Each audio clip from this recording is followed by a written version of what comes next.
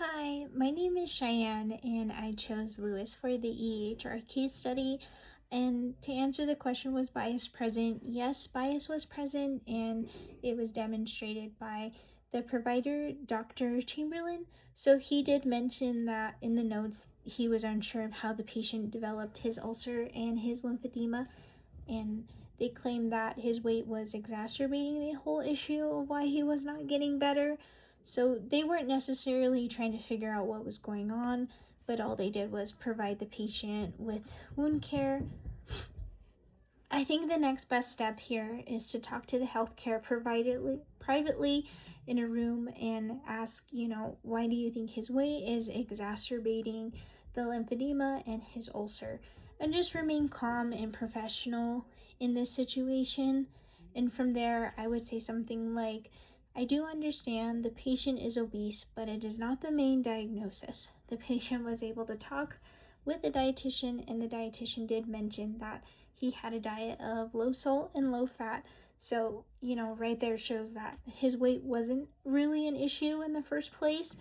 And, maybe I could suggest like the patient has been coming in for lymphedema before and cellulitis and his ulcers. So maybe we could dig more into a little bit of his family history, because the patient did mention that his mom had some heart problems and his dad did have leukemia. So the next best step I would suggest is maybe some more lab procedures such as genetic counseling. This could help give some answers of what's going on with Lewis here, and just at the end remind him, yes, the patient is obese, but it does not mean he has diabetes, and most of these habits can be reversed, so nothing to worry about. A motivational interviewing tactic I would like to use is compassion along with reflective listening. So, and then when talking with Lewis, I would like to focus on his diet and his exercise life or activity life. So we can start off by asking, what's your favorite snacks? What do you like to eat? What do you like to do? What foods do you consume for lunch and dinner?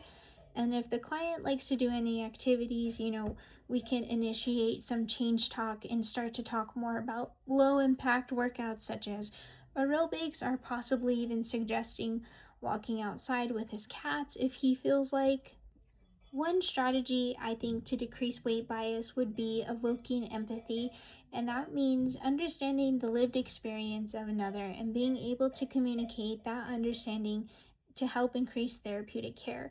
It can help change attitudes, break stereotypes, and it also means showing acceptance, respect, and dignity towards the patient. A study done by Toluma 2022 states that a group of medical students learned about weight stigma. They did a brief 8-minute interaction with the patients, and after they were done, they had to take a survey.